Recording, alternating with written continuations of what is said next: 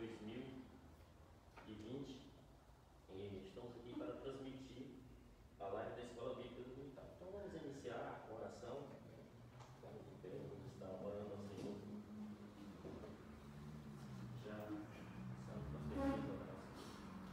Amém, oremos. Senhor Deus, nesta manhã, meu Deus, primeiramente nós queremos te agradecer por mais esta oportunidade que o Senhor nos concede, meu Pai, de estarmos aqui reunidos, Senhor, aleluia, primeiramente para dar ao Senhor aquilo que lhe é devido, a honra, a glória, o louvor e a adoração, e também para estudarmos a Tua Palavra, meu Pai, em mais um domingo de Escola Bíblica Dominical, que o Senhor possa abrir a nossa mente, que o Senhor possa, meu Pai, aleluia, meu Pai, abençoar esta lição maravilhosa e abençoar aqueles que estarão conosco online ao vivo, em nome de Jesus. Amém, amém e amém. Então, amados, estamos aqui, nessa live, como já foi falado, estamos aqui na lição número 9, essa lição bíblica da Escola Dominical que traz como título a Igreja Eleita, E hoje vamos estar estudando a lição de número 9, que traz como título o mistério da unidade revelada. E para que nós possamos entender este assunto nesta manhã, está aqui conosco alguns pastores e obreiros para tratarmos, para conversarmos aqui a respeito deste tema nesta manhã. Está aqui conosco o pastor Melquisedeque, presidente do Ministério ADEM. Seja bem-vindo, pastor. Obrigado. Bom dia, paz de Jesus para todos, amados irmãos que estão do outro lado, sintonizados aí nessa transmissão. Amém, louvado seja. Estamos aqui também com o pastor Oséia Martins, que é o nosso pastor dirigente da sede. Seja bem-vindo, pastor. Bom dia, paz do Senhor para os irmãos que estão assistindo esse momento. Que Deus abençoe a todos. Tem também conosco a nossa irmã diaconisa Elisete, professora da Escola Bíblica Dominical. Seja bem-vinda, Elisete. Amém. Bom dia para Senhor a todos. E temos aqui também o nosso pastor Elias, pastor lá da congregação da 5 Oeste. Seja bem-vindo, pastor. Glória a Deus, é um prazer estar aqui juntamente com os irmãos. Louvado seja Deus. Então, com esses amados aqui hoje, que nós vamos estar fazendo um comentário aqui, algo natural, algo assim espontâneo, ao vivo, e vamos estar aqui conversando a respeito deste mistério que vai ser revelado nesta manhã. Amém? Louvado seja Deus. Então, já iniciando aqui o tópico da lição, nós sabemos que o texto, para quem quiser nos acompanhar, o texto bíblico, referência dessa lição, ela está em Efésios, capítulo 3, do verso 1 ao 13. Então, se você quiser acompanhar aí na sua casa, aí na Bíblia, juntamente conosco, os textos da Palavra de Deus, você vai encontrar aí em Efésios, capítulo 3, verso 1 ao 13.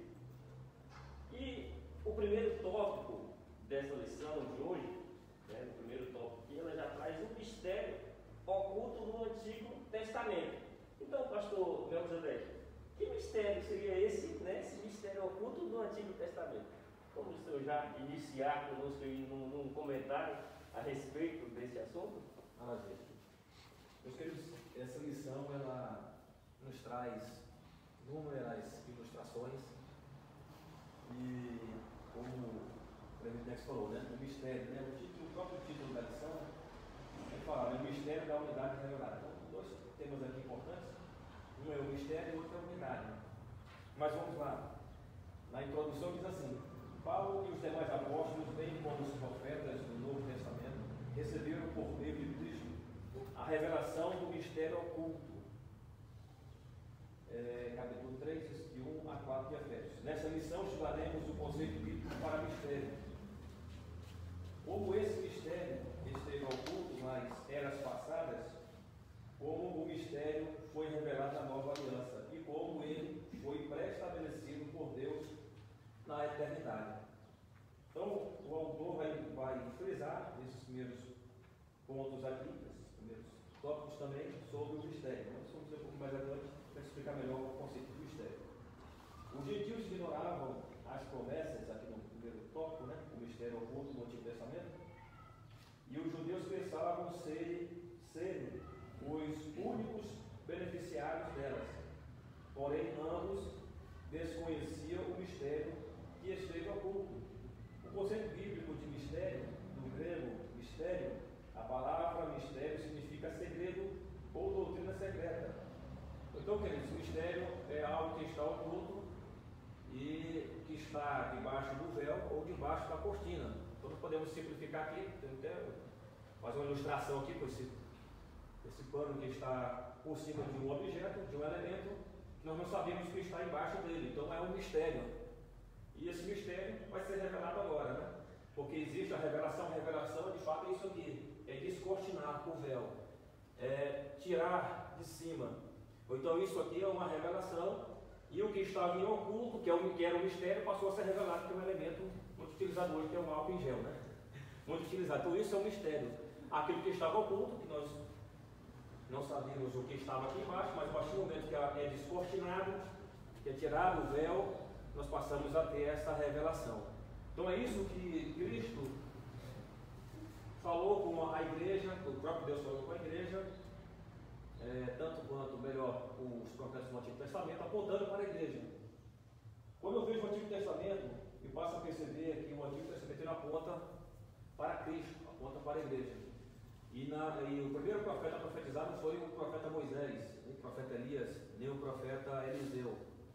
Gênesis 3 e 15, está bem claro essa primeira profecia, né? E porém inimizade entre ti e a mulher, e entre a sua semente e a sua semente. Essa te ferirá a cabeça e tu lhe ferirás o calcanhar. Então, aqui o primeiro a profetizar, aqui nesse texto sagrado, foi o próprio Deus, que é um mistério que muitos não entenderam no momento, que haveria de ser revelado. Esse mistério que estava em oculto para os nossos irmãos patriarcas, os nossos irmãos profetas do Antigo Testamento. E quando eu vejo essa revelação de Deus, não só essa, mas outras revelações do Antigo Testamento, como está descrito em Isaías 7,14, que o próprio profeta messiânico, ele afirma, né, ali profetiza a respeito de Cristo, aquele que haveria de vir, né? Eis que a virgem conceberá e dará um filho, por aliás o nome de Emanuel, traduzido a Deus conosco. Então ali havia um mistério que para o povo daquela época talvez eles não estavam compreendendo o que haveria de acontecer, né? E o Antigo Testamento aponta para Cristo. Quando eu vejo Isaías capítulo 9, versículo 6, nós percebemos ali mais uma profecia messiânica, né? Que fala que eis que o menino vos nasceu e um filho se nos deu, e o poder e o principado está sobre os seus ombros, e o seu nome será maravilhoso, conselheiro, Deus forte, Pai da eternidade e príncipe da paz. Ali havia um mistério que havia de ser revelado, uma profecia que foi proferida 700 anos antes de Cristo nascer. Miqueias capítulo 5, versículo 12 nos diz: porque tu, Belém, terra de Judá, de modo algum tu és o menor entre as capitais, porque de ti há de sair o guia, o Senhor de Israel, que era Cristo, que havia de vir de Belém, uma cidade pequena, desprezada entre os homens, mas que ali Deus aprovou para nascer o Salvador da humanidade. Quando eu vejo Zacarias 9,9, e aqui eu finalizo essa breve introdução, eu percebo a visão de Zacarias teve, presbítero Nexo, pastor Eliseu Sedeque, diaconisa Elisete. Isaías, ele viu, teve essa visão do menino que iria nascer, e Deus revela até o nome ali para o profeta Isaías 700 anos antes dele nascer. No momento ali, muitos não compreenderam, mas o mistério foi revelado. E isso eu queria que os nossos amados ouvintes entendessem, que em cada parte da profecia que é falada, que é pronunciada, quem sabe muitos naquela época não acreditaram. Aí é onde o ponto que nós queremos chegar. Zacarias 9,9 fala: porque alegra-te, ó Jerusalém, exulta-te, alegra-te muito, ó Jerusalém, porque o teu rei virá. Ele vai virar pobre, montado em um jumentinho, porém justo e salvador. O profeta Zacarias viu a entrada triunfal de Cristo, né?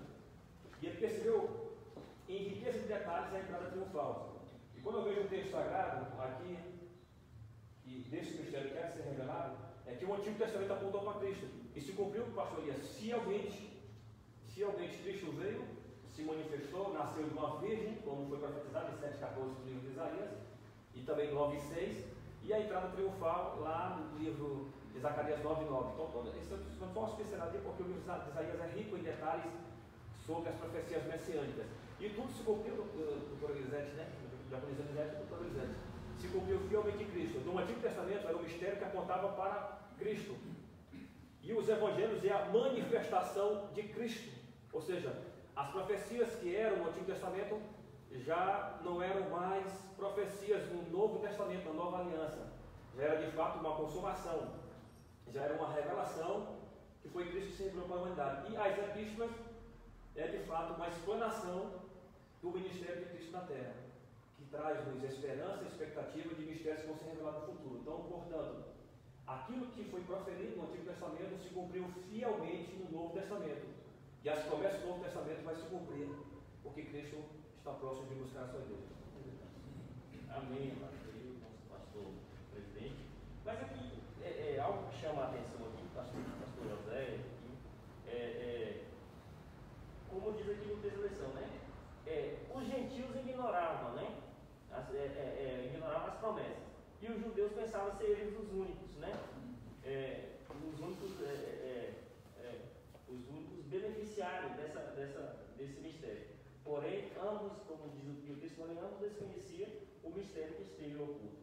E, pastor, um pouquinho sobre essa questão dos gentios ignorar e os judeus achar que era só eles que iam ser beneficiados desta promessa, ou seja, desse mistério. Um pouquinho para nós. Dentro de um contexto, como já foi revelado, a questão do mistério. Né? Então, quem são os gentios? Para começar, os gentios são todos aqueles que não fazem parte da nação israelita, que não fazem parte dentro do contexto da raça, da origem da nação judaica. Então, todos que não são judeus são gentios, seja brasileiro, seja americano, seja europeu, seja africano, são gentios, são pessoas que não fazem parte da nação judaica. E nesse sentido, também sem promessa, digamos entre aspas. E por que sem promessa entre aspas? Porque dentro do mistério da revelação, que já foi falado, no Velho Testamento, na verdade, não existia nem sequer a palavra mistério. Existia apenas segredos, né? E Deus, o exemplo é que Deus revelava segredos aos seus servos, né? Que é de fato, na interpretação para nós do Novo Testamento, é mistério. E essa revelação do segredo, como tanto para os profetas como os patriarcas, era a revelação do plano, que era exatamente um plano de Deus para com a humanidade. E dentro dessa revelação, desse plano de Deus para a humanidade, estava o englobar, né, o inserir as pessoas dentro de um só plano, fazer dessas raças, línguas e nações um só povo. E aqui onde está o segredo revelado no Novo Testamento, que muitos não entendiam esse segredo. A Bíblia diz no capítulo 12 de Gênesis que Deus fez uma promessa, e essa promessa abarcava todos os povos. Muitos não entendiam. Quando Deus chama Abraão de Ur dos Caldeus, no capítulo 11 e 12 de Gênesis, as pessoas imaginam que o plano de Deus era apenas para Israel, para os judeus. Não, Deus escolheu somente Isaac e acabou o plano. Mas no capítulo 12 de Gênesis, a Bíblia diz que em ti serão benditas todas as famílias da terra. No capítulo 22, no versículo 18, ele ratifica a promessa do capítulo 12 de Gênesis, ratificando, confirmando aquilo que ele já tinha feito após a aprovação do sacrifício do seu próprio filho, né? Que no Novo Testamento em Hebreu diz que Abraão sacrificou o filho, mostrando realmente a confirmação da obediência dele irrestrita a Deus. E ali Deus novamente disse: assim como seria a areia da praia, as estrelas do céu, assim seriam os descendentes de Abraão. E quando a Bíblia fala dessas areias da praia e as estrelas do céu, aqui fala de dois tipos de povos. A areia da praia são os filhos de Deus, no que tange a Israel.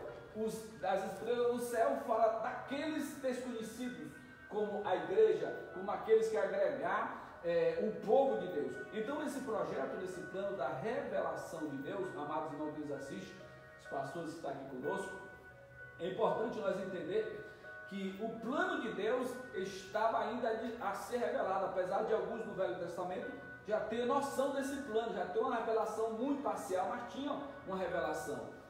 Ainda estaria sendo revelado, como já foi falado, o pastor presidente falou aqui. Seria revelado como? Seria revelado em Cristo. A partir de Cristo, Jesus mostraria esse plano.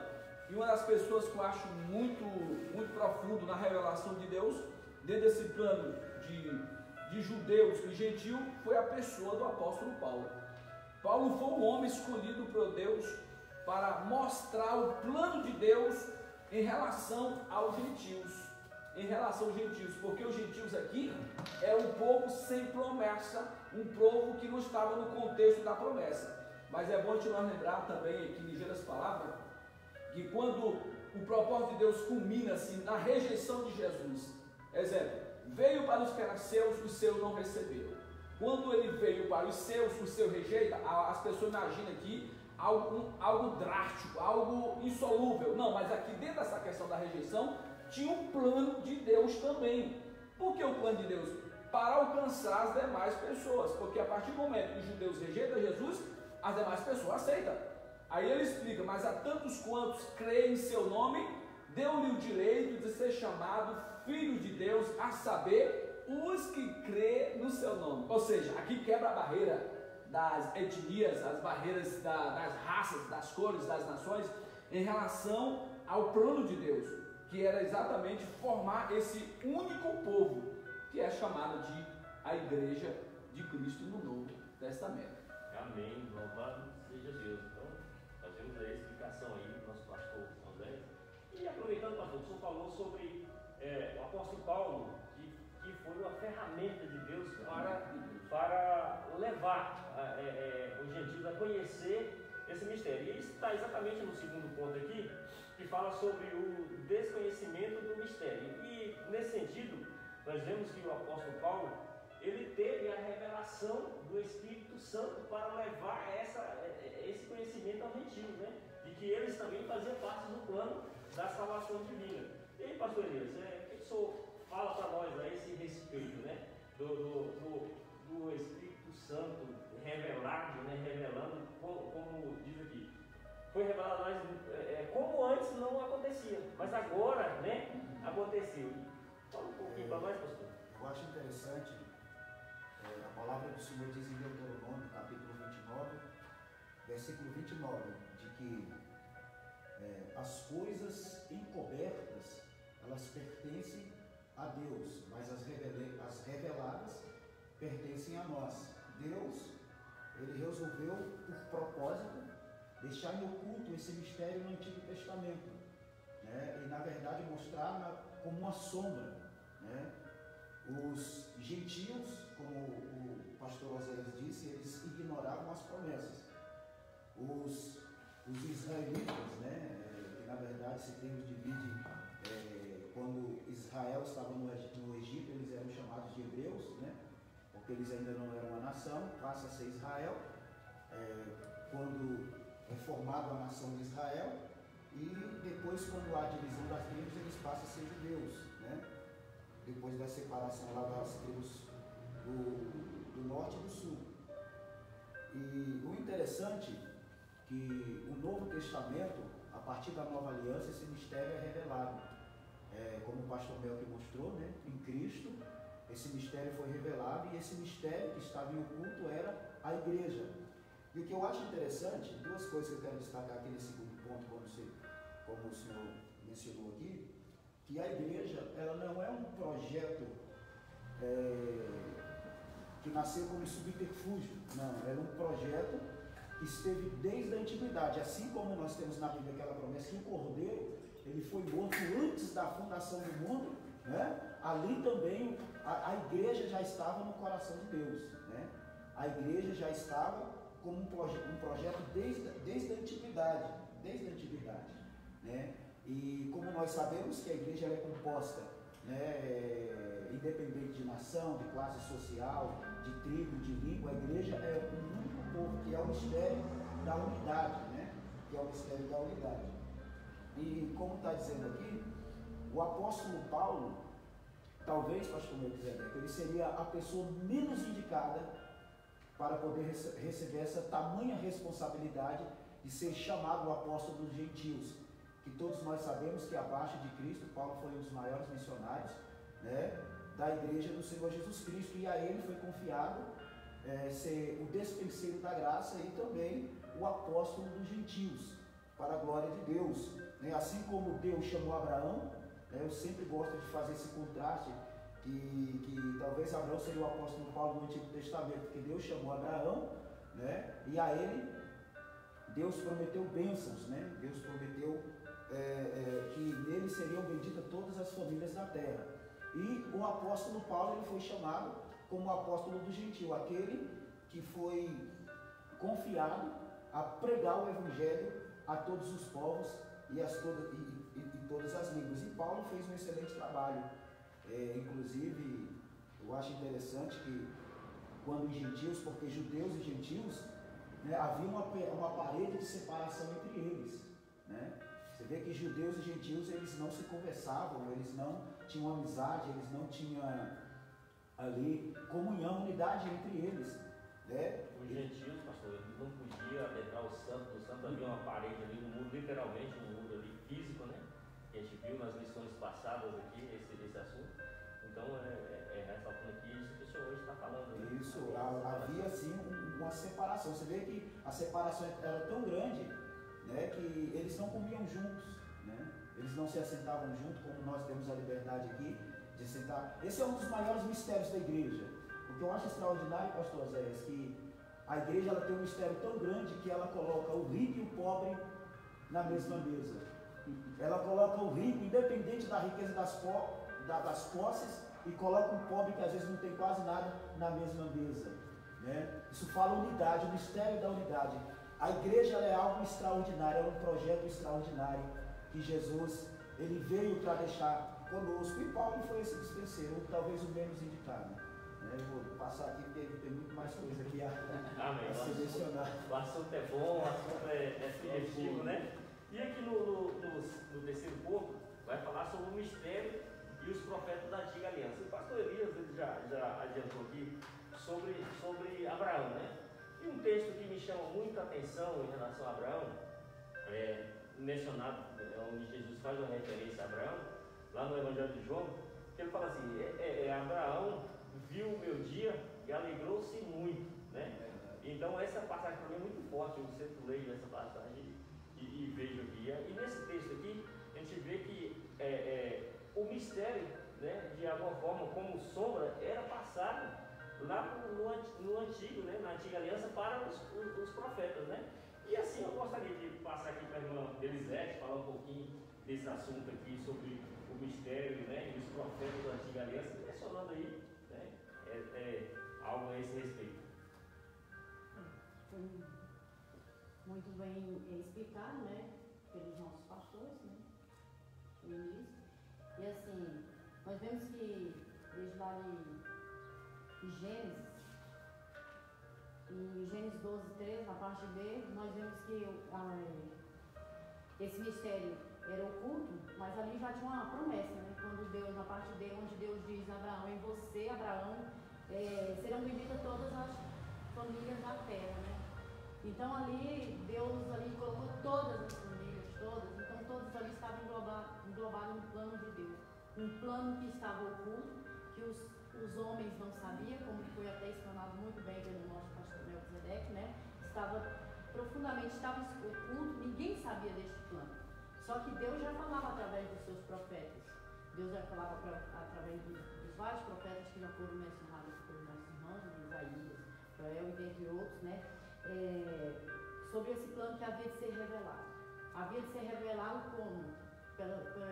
Pela graça do nosso Senhor Jesus Cristo, né? E pela sua crucificação, a sua morte e ressurreição na cruz. E ali, como também já foi dito, né, achei muito interessante ali sobre a acepção, né, que havia. Nós vemos que ali havia o templo que havia sinagogas. No templo onde era cultuada a sinagoga, onde ensinava, né, os ensinamentos. E ali ela tinha a acepção, como o irmão mencionou, não podia entrar, né?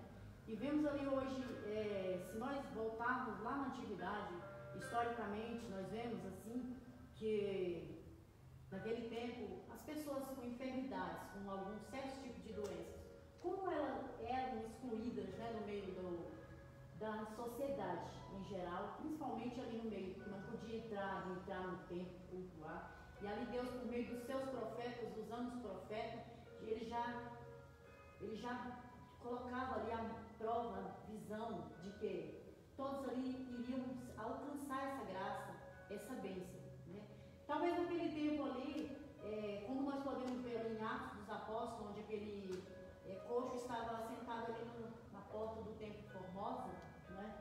que não podia entrar. Nós vemos que aqui, mesmo ali naquele tempo, Jesus já havia vindo, sofrido, né, padecido todo o seu calvário, mas ali ainda estava ali aquele coxo não podia entrar. O mistério ainda estava oculto. Ainda estava oculto, né? Nós vemos que o mistério ainda estava oculto.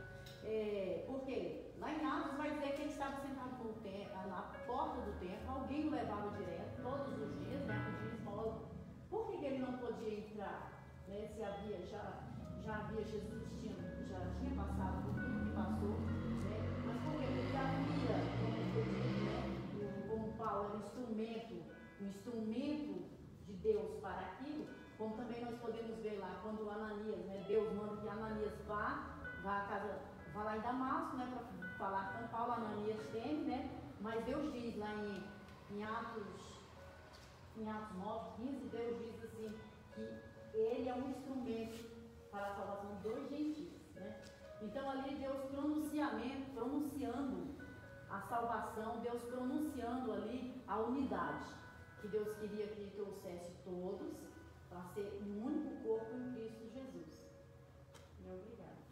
Amém. Então aqui, fechando aqui o primeiro ponto da lição, que nós temos que correr, porque o nosso horário também é reduzido, né? E nós vemos aqui que o comentarista da lição, ele fala que os antigos, né, os profetas, o pessoal da antiga aliança, eles não sabiam como que esse mistério seria revelado, na verdade, né? Sabia que Deus sempre vinha falando através de sombras, sempre revelações, Isaías, como foi citado aqui pelo pastor, mas a questão eles não sabiam como isso ia acontecer.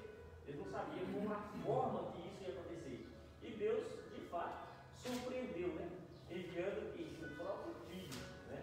Para revelar esse mistério, para mostrar como que foi através de quê? Através dele, né? Através do sacrifício do próprio Filho de Deus. Então, eu sei que se eu fosse exaurir mais aqui no assunto em relação a isso, teríamos que ter muito mais tempo aqui em profundidade, mas vamos passar o segundo ponto, né? Só um ganchinho, e é interessante que o processo dessa unidade, ela não foi uma coisa fácil. Quando a gente estuda o Novo Testamento, Deus teve que intervir na igreja para que esse propósito ele fosse materializado, porque mesmo quando Jesus ele manda os discípulos, né, ele dá a missão, a igreja ela permanece em Jerusalém, né? E havia uma certa dificuldade porque o cristianismo ele nasceu no berço do judaísmo, né? E houve ali muita luta, né, muita batalha ali, a ponto de Deus ter que enviar ali uma perseguição para que a igreja pudesse, né, se dispersar, né? Então, de fato, ali como a doutora Elisete mencionou, que é sobre aquele coxo, ali era um exemplo de que, por mais que a igreja existisse ali, ela ainda não queria, pastor Mel, que se desgarrar, né? Porque eles continuavam ainda exercendo a vida deles, porque a igreja, na verdade, a primeira igreja ela foi composta por judeus, né? Que havia uma cultura, havia uma tradição, né, ali antiga da lei, das cerimônias, dos rituais. A gente entende que quando Jesus morreu e ele ascendeu ao céu, a gente entende uma igreja praticamente judaica. Nós temos ali uma igreja judaica que ainda observava, né, ali ia para o templo, como Pedro e Tiago, eles iam para o templo, né? E foi naquele processo da ida deles ao templo que o milagre aconteceu. Então nós temos ali uma igreja praticamente judaica, com as tradições da lei. No entanto, que é interessante que muitos sacerdotes e fariseus se convertiam, e eles apregoavam que eles ainda tinham que observar o Antigo Testamento, e pela lei do Antigo Testamento havia muita dificuldade. No entanto, que quando Deus teve que levantar o apóstolo Paulo, né, para ser um grande defensor dos gentios, né? E eu acho interessante, pastor Mel, a luta do apóstolo Paulo pela unidade da igreja, que é algo extraordinário, né? Porque talvez ele poderia ser um pastor aproveitador dizendo que não, vamos ver duas igrejas, mas ele lutou pela unidade da igreja, a igreja gentílica e a igreja judaica, né? E Deus teve que intervir, né? para que essa parede de fato fosse quebrada e hoje nós pudéssemos estar aqui, né, tendo essa liberdade de todos juntos adorar o nome do Senhor. Então, nós vimos aí que o mistério oculto do Antigo Testamento. E agora nós vamos ver o mistério revelado, né, no Novo Testamento. Né? E aqui no primeiro ponto, do primeiro tópico do segundo ponto, vai falar sobre a revelação aos apóstolos e profetas. Nós vemos que os apóstolos de Cristo foram os primeiros, né, a ter esse mistério sendo revelado, porque eles andaram com Cristo, né? Eles estavam com Cristo. Ele estava com o autor da revelação do mistério, né? Então, sobre isso, pastor, comente um pouquinho sobre o mistério revelado aos apóstolos e profetas aqui do primeiro tópico. Vamos lá para o mistério revelado no Novo Testamento. Mas antes, só uma pincelada aqui no texto, no primeiro ponto, que fala que no cristianismo significa uma verdade que esteve encoberta e agora foi desvendada em benefício de todos. Você não falou sobre o mistério, né? E no cristianismo é uma verdade que estava oculta, nós falamos aqui que foi desvendada, como nós estamos falando, em benefício de todos, né? Então, o Antigo Testamento foi apontado para Cristo, e Cristo, no capítulo 16, fala para Pedro, né? Tu és Pedro, mas sobre esta pedra edificarei a minha igreja, e as portas do inferno não prevalecerão contra ela. Então, será revelado ser a igreja, mas através de Cristo, é o fundador da igreja. Mas vamos lá, isso vai estar na nossa frente.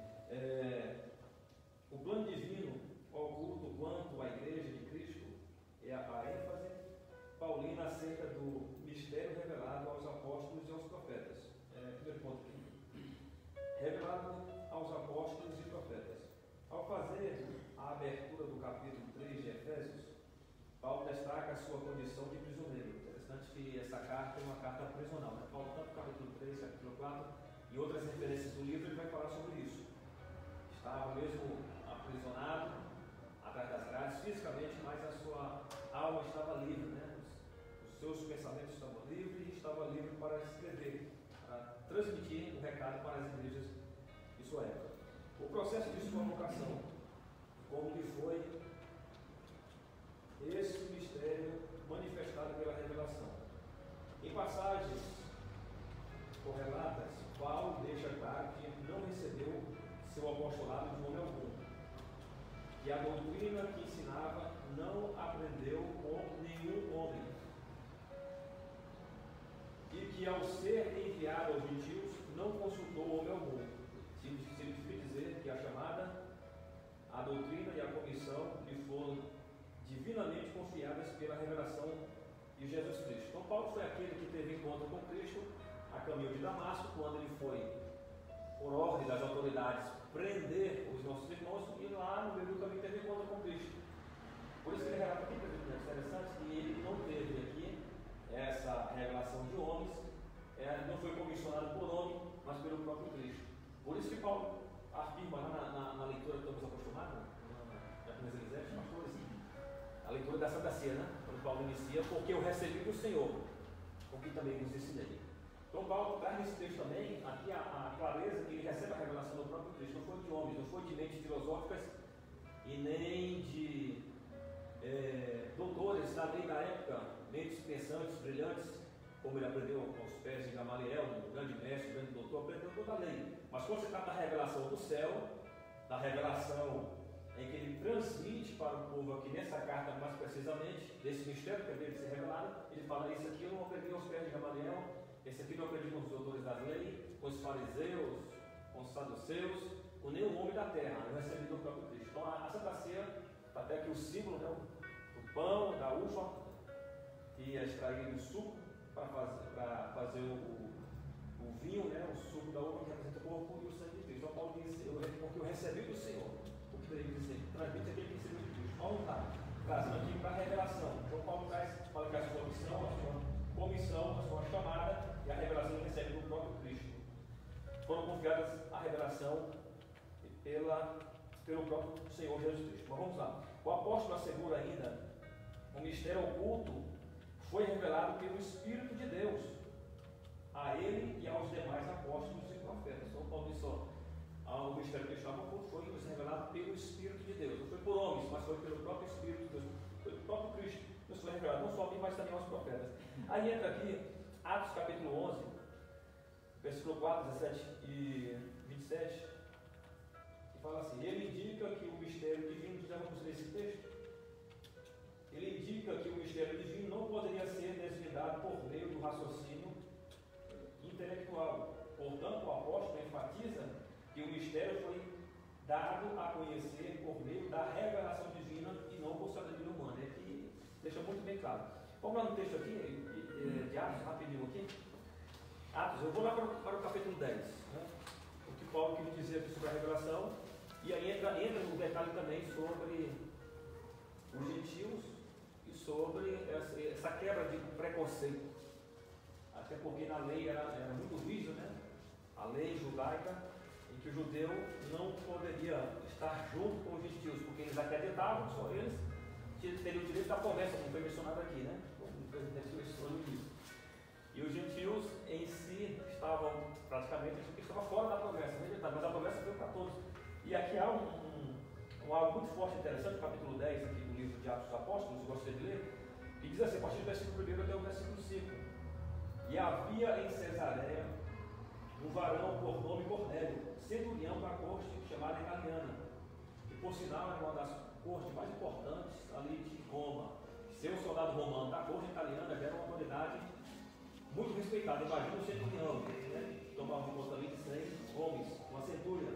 Vamos lá, verso 2: esse homem era piedoso. Isso aqui é algo extraordinário, obreiros do Senhor, né? Algo interessante que me chama a atenção aqui, que esse homem era piedoso, temente a Deus com toda a sua casa, o qual fazia muitas esmolas, ou dava oferta, ajudava o povo, trabalhava no social, e de contínuo orava a Deus, orava continuamente a Deus.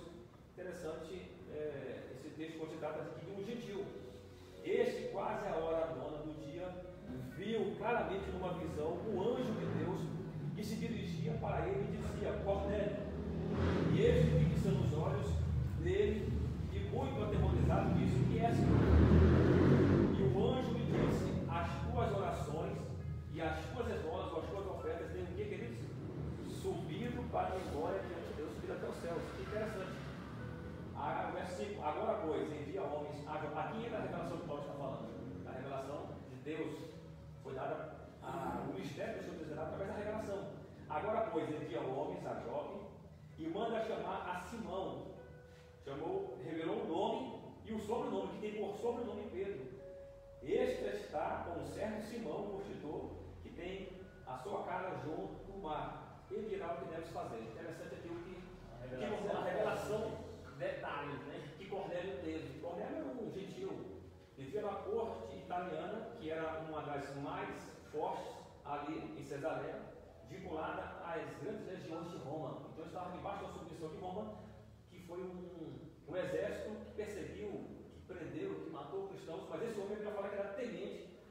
E ele detalhe quando um dos seus soldados, depois da revelação perpétua, para chamar Pedro, e os soldados perceberam que esse homem era tenente e era o seu testemunho é reconhecido por toda a nação. Interessante que o texto ele bem claro, fala que esse homem era piedoso, temente a Deus, com toda a sua casa, e dava esmolas, oferta, e orava continuamente. E ele teve algo que muitos não têm, né? Muitos judeus não tinham essa atividade que ele teve. E ele teve uma visão do céu, ele viu um anjo de Deus falou com ele. E o anjo, quando fala com ele, ele fixa os olhos do anjo, né? Se chama até depois um santo anjo de Deus, ele chega na terra da Pedro, e viu um santo anjo, e ele fixa os olhos dele, muito demonstrado, diz: que é, Senhor? E o anjo diz: as tuas orações têm subido até o céu, até a memória diante de Deus. E aí vem a revelação aqui. Ora, pois, envia homens a Jope. E aqui manda, o anjo revela para ele, para que ele mandasse homens a Jope, na casa de um certo Simão, curtidor. Então ele fala o nome da pessoa, a casa que estava na beira da praia, dá o endereço da casa, a pessoa que estava na casa, o dono da casa, que era Simão, o curtidor, que não era o sobrenome dele, mas era a profissão dele. E aqui entra uma quebra de paradigmas aqui na lei judaica, já Deus já trabalhando na vida de Pedro. Aqui que é algo interessante também, quando ele entra na casa desse Simão curtidor, e revela o nome de Pedro, Simão Pedro. Revela o nome e sobrenome de Pedro, vai lá no Simão Pedro, para não ter dúvida, está na casa de outro Simão, que é o curtidor. E esse Simão curtidor, aí aqui entra um detalhe, porque Pedro estava vindo em obra missionária, e ele passa em Lida. Em Lida, ele cura um homem que era paralítico já há 8 anos, chamado Enéas. Jesus disse através de Pedro, né?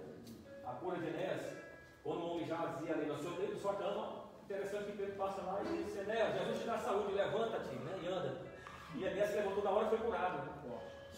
Dorca tinha falecido numa cidade próxima, 23 km de distância. Havia uma cidade que era em Jope, que Jope, vamos lembrar, né, que era uma região portuária ali, marítima, né, onde Jonas, houve uma história de Jonas, aquela história de Jonas, e essa geografia interessante, que é uma das cidades mais antigas que tem, e que existe ainda hoje.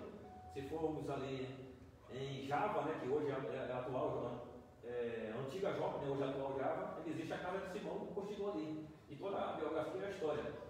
E aí a Dorcas era uma pessoa que tinha muita influência, né? Ela fazia obras sociais, costurava roupas e tudo, e muito querida e amada, morreu. E quando ela morre, começou a pessoa a chorar e descobriu que Pedro estava indo na cidade próxima, mandaram chamar Pedro.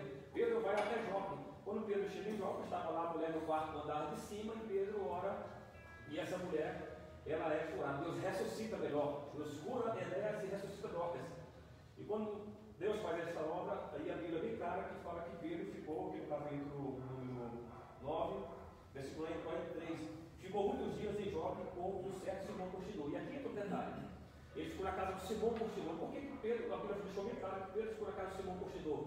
Pela lei judaica, um curtidor era uma pessoa que tinha essa profissão, ele era desprezado entre os judeus por ser considerado impuro e imundo, porque ele curtia couro de animais.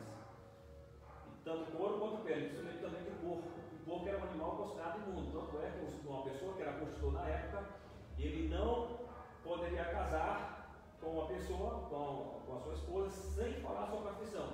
Porque se ele casasse com a sua esposa e não falar a sua profissão, e ele viesse descobrir, ela tinha direito por lei de pedir o divórcio, porque essa profissão era considerada imundo. Aqui entra uma quebra de paradigmas. Deus já leva Pedro lá para dentro da casa de uma pessoa que era rejeitada, que era desprezada, perante a nação judaica, para ganhar esse Simão Curtidor para Cristo. Ficou curtindo na casa dele. E quando Pedro está lá, Pedro já tinha alguns dias, e Pedro tem uma visão. Pedro tem uma visão de um lençol vindo do céu, com vários animais quadrúpedes, répteis e aves dos céus imundas, que para os judeus era considerado completamente imundo e não podia comer. E a voz do céu dizia: agora abre e come. Pedro: não, Senhor, eu nunca coloquei coisa imunda na minha boca, eu não vou comer isso aqui, é imundo.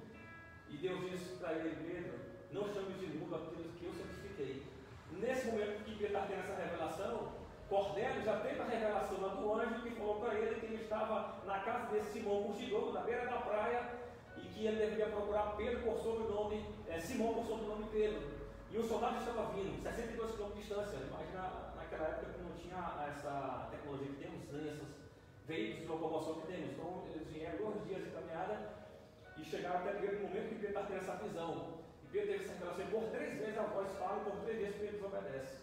Pedro: não vou comer esse tipo, porque isso aqui é imundo. E Deus disse: não chame de imundo aquele que eu santifiquei. Através de um anjo, Deus fala com Pedro. E no momento que Pedro estava tendo aquela visão ali, sem saber se era real, se era uma visão, aquele pacto, os homens bateram na porta, e justamente os homens estavam chegando. Chegou no Pedro, e a voz disse: Pedro, desce, vai, acompanha esses varões, acompanha esses homens, porque eu tenho um propósito. Já era Deus trabalhando para que o Evangelho entrasse aos gentios. A igreja de Cristo, ela foi implantada na terra para alcançar não só a raiz abraâmica, como está lá no capítulo 12 do livro de Gênesis, como o pastor Zé falou, a irmã Jacques falou, a chamada de Abraão, e disse para de todas as nações da terra. Aí Deus agora está chamando não só a nação abraâmica, né, davídica, né, da raiz de Davi, de Abraão, mas agora Deus está alcançando também os gentios.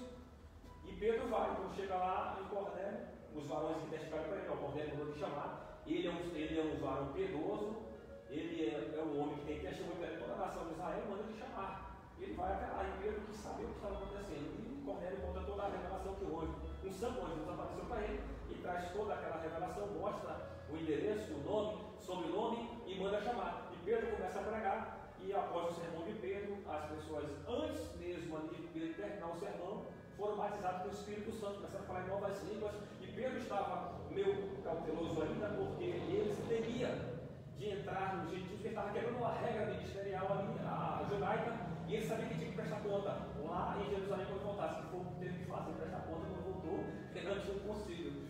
Mas convenceu os irmãos que o Evangelho chegou até os gentios, porque Pedro disse, levou 6 moços consigo, né, para servir de testemunha, e ele chega a afirmar, naquele momento que eles foram batizados pelo Espírito Santo, depois uma noite, disse: olha, o que impede eles descer as águas, se eles receberam o batismo do Espírito Santo, como nós recebemos no início. O mesmo Espírito Santo que desceu sobre nós no início, lá em Pentecostes, agora desce sobre eles. O que impede eles descer as águas? Então eles foram batizados, citaram Jesus, foram batizados ali nas águas, e Pedro alcança aqui esse gentios, como disse Paulo aqui, e aqui eu finalizo essa participação do tópico.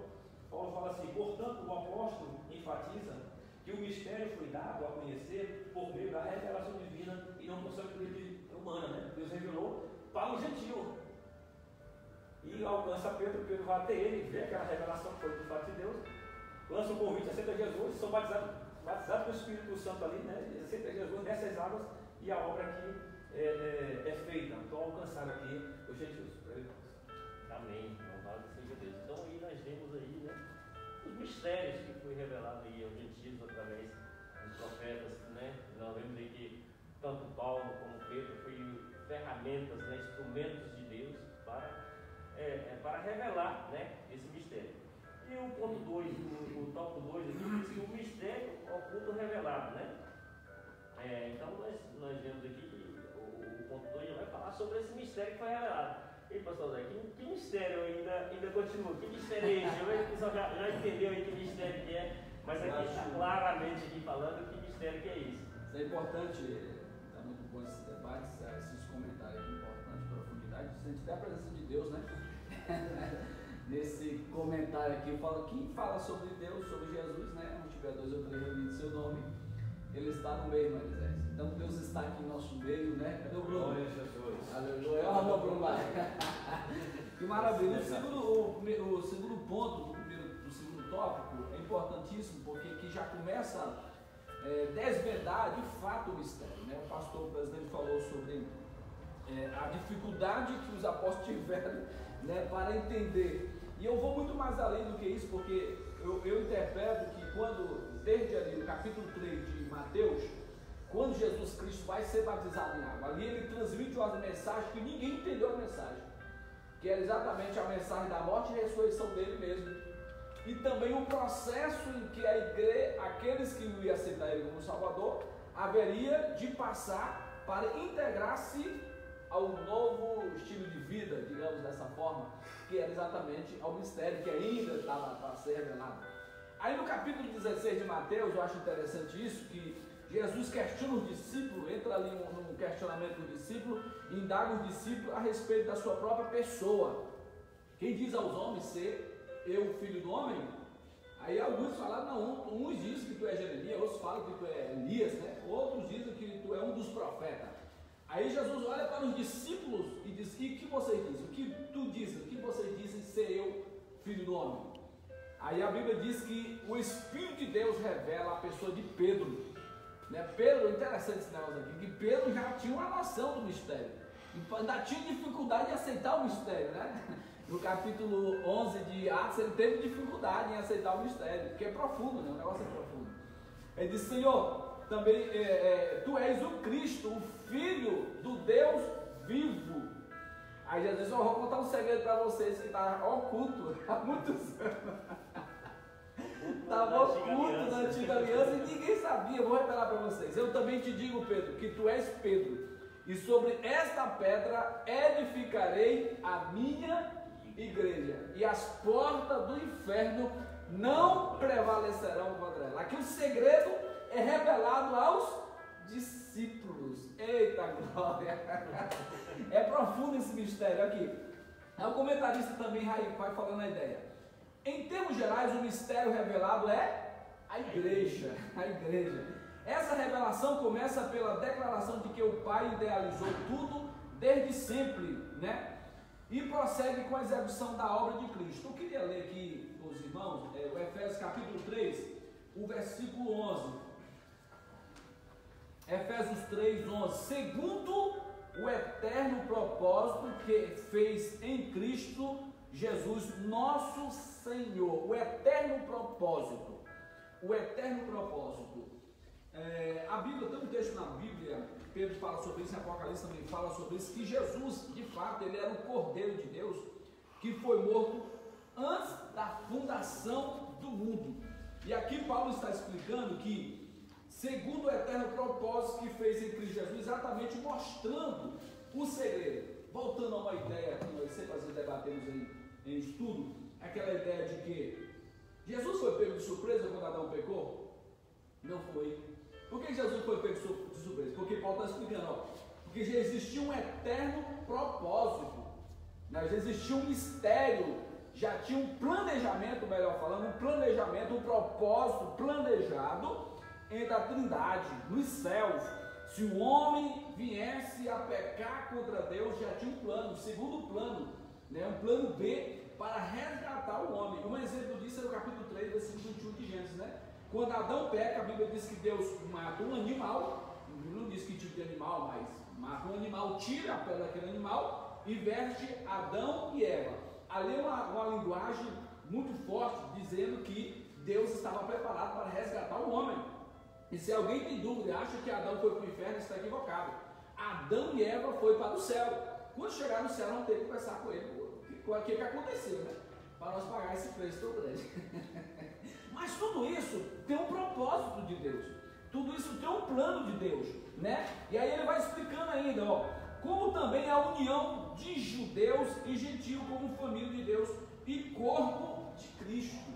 Esse é o plano. Era exatamente a união de judeus e gentios como família de Deus. Como família de Deus e corpo de Cristo. Daí está o segredo, né? Quando Jesus Cristo é batizado, ali está mostrando a simbologia da morte dele. O batismo é a simbologia. Quando o crente é batizado em água, uma simbologia da morte, ele é submergido, ali ele morreu. E ele sai de novo da água ali, representa a ressurreição. Morreu com Cristo, ressuscitou com Cristo. Assim são todos aqueles que aceitam Jesus como Salvador. E a partir desse momento, desse processo, que ele passa a ser corpo, faz parte de ser membro do corpo de Cristo, né? E a Bíblia fala demais sobre esse processo como corpo de Cristo. E eu queria, assim, acompanhar aqui também rapidamente ligeras palavras, para não deixar passar em branco, que é o texto bíblico da palavra, né? Efésios capítulo 2, versículo 11 em diante, vai falando um pouquinho sobre isso. Portanto, lembrai-vos de que outrora vós gentios na carne, chamado incircuncisão, por meio de circuncisão, por aqueles que se intitulam circuncisos na carne por mão humana. Naquele tempo estavais sem Cristo, separados da comunidade de Israel e estranhos à aliança da promessa, não tendo esperança e sem Deus no mundo. Mas agora, em Cristo Jesus, vós que antes estavam longe, foste aproximado pelo sangue de Jesus Cristo de Nazaré. Ou seja, todos aqueles que estavam sem promessa, em Cristo foi quebrado toda a barreira, né? Que diz aqui também, né? Todo obstáculo, e em Cristo adentramos na promessa de Deus. Nós passamos a ter promessa em Cristo Jesus. E aí isso aconteceu como? Aconteceu através de Cristo, pelo sangue de Jesus Cristo, o sangue da nova aliança, né? Que é Jesus Cristo. Por isso, citando exatamente a referência de Paulo a 1 Coríntios, né? Capítulo 11, né? Versículo, acho que é o 24, o 25, eu acho interessante que ele fala da nova aliança na Santa Ceia. Paulo deixa bem claro, o pastor presidente citou aqui, eu quero também citar aqui, em cima da mesma referência, quase em cima, quando ele diz: por semelhante modo, depois de haver ceado, tomou também o cálice, dizendo: este cálice é a nova aliança no meu sangue. A partir do momento que nós adentramos ao corpo, a ser membro da igreja, nós fizemos um pacto, uma aliança. Nós temos um pacto, uma aliança através de quê? Através do sangue de Jesus Cristo. Por que então? Porque no Velho Testamento isso aconteceu. Como é que foi feito no Velho Testamento? No Velho Testamento, quando Deus chama Abraão, ele faz um pacto com Abraão, que é chamado pacto abraâmico. Mas qual era o sinal do pacto? O pacto da circuncisão. Então a galera aqui, diz o apóstolo Paulo, está dizendo aqui, está criticando aqueles que não são circuncisos. Está zombando, para tu não é circuncidado, então tu está fora da promessa, tu está fora da aliança. Aí Jesus Cristo vem, quebra essa ideologia, esse pensamento, diz, não, agora eu vou fazer o seguinte, vamos deixar de lado esse projeto aqui, vamos criar um novo projeto. Qual é o novo projeto? Uma nova aliança no meu sangue. Agora vai valer tanto para gentil como para vocês também. Se vocês se converter, vocês vão ficar de fora. Então, tanto judeus como gentil aceita Jesus como Salvador, é purificado pelo sangue de Jesus e faz parte do corpo de quem? Do próprio Cristo. Aí ele já tem um novo pacto, que é o pacto da nova aliança em Cristo Jesus. Isso, irmão, tudo que a gente está falando nesses comentários, entrando em referências bíblicas, mostrando doutrinariamente na Bíblia, para os irmãos entender que o processo não foi comum, não foi tão fácil, né, para chegar a esse nível, a esse ponto. Hoje, aparentemente, parece ser fácil, né? Daqui, aceitei Jesus, está maravilha, mas, irmão, existiu um preço, teve um preço muito alto, tinha um processo de aceitação, né, e de liberação, né, porque Pedro teve dificuldade de aceitar. Aí Paulo explicou que ele também, ninguém fala, as pessoas falaram para ele, mas aceitou também. E como é que Paulo aceitou? Aceitou através da revelação, que foi através do Espírito Santo de Deus, né? Aí ele vai seguindo para fechar aqui, para não deixar bem claro, né? E a comunicação dessas verdades aos santos apóstolos e profetas. Eu vou ler aqui também no versículo 3, do capítulo 3, que é o texto bíblico com base, né? Como me foi este mistério manifestado pela revelação como acima, em pouco eu vos escrevi, se é que tens ouvido a dispensação da graça de Deus, que para convosco me foi dado. E aqui, irmãos, nesse texto aqui, eu acho lindo aqui esse versículo 2, do capítulo 3 de Efésios, que Paulo revela aqui a nova dispensação. A nova dispensação. E até então ninguém falava da dispensação, apesar de Jesus Cristo trazer essa dispensação. Mas ninguém deixou claro esse ponto, e Paulo deixa claro, que é a dispensação da graça. Né? A dispensação da graça. Ele está mostrando aqui, ó, se é que tens ouvido a dispensação da graça de Deus, que para convosco me foi dado.